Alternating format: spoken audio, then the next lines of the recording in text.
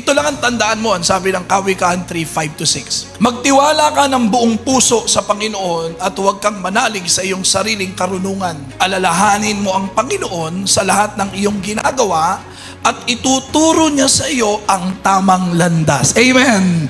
Hallelujah! Kawikaan 16:3, ipagkatiwala mo sa Panginoon ang iyong mga gawain at ang iyong mga plano ay magtatagumpay. Ibig sabihin, huwag ka lang makakalimot sa Panginoon dahil siya ay tutulong sa iyo para sa mga pangarap natin sa buhay. So sa ating mga hangarin, lagi natin tandaan, malinaw, ang Diyos lagi nagbibigay ng tamang direksyon. Aalalayan ka, kapatid, kahit kakayahan nga Minsan nga, suko ka na, minsan nga hindi mo na kaya. Pero hanggat kasi nandun yung pagnanais mo, yung hangarin mo, tutulungan ka ng Panginoon. Bibigyan ka niya ng lakas na kailangan mo dyan at sasabihin mo, purihin ang Panginoon.